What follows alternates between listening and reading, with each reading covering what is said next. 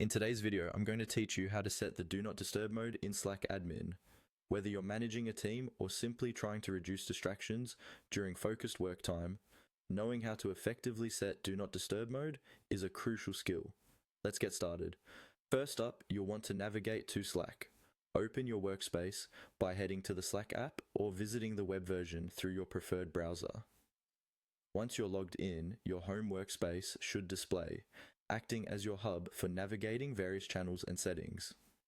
Now, direct your attention to your profile area by clicking on Workspace Profile. This can typically be found at the top left corner of your Slack interface. By clicking here, you're opening up a variety of options that control how Slack operates for you as an administrator. Next, let's keep things moving by selecting the Tools and Settings option. This area houses a myriad of controls that allow you to manage your workspace's customization and operational features. Once you've clicked on Tools and Settings, you'll find yourself in a section ripe with functionality to explore. Continuing, find and click on Workspace Settings. This section provides deeper management controls where you, as an admin, can tailor the workspace to fit the needs of your team. These settings help keep your operations smooth and ensure the platform suits your team's unique requirements.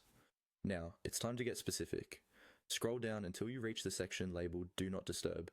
You'll see a button prompting you to expand this area. Clicking on Expand unveils additional features and settings related to Do Not Disturb mode.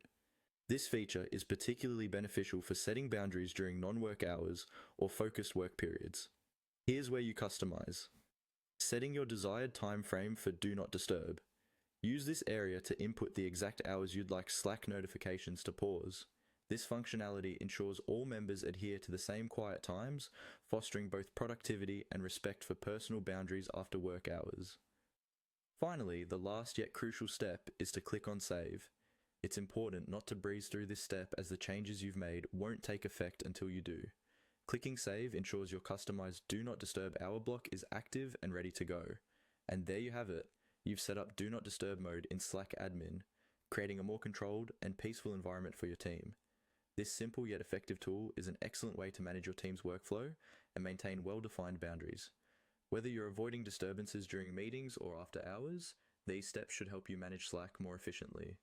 Thanks for joining me, and if you found this helpful, be sure to subscribe or share with those who might benefit.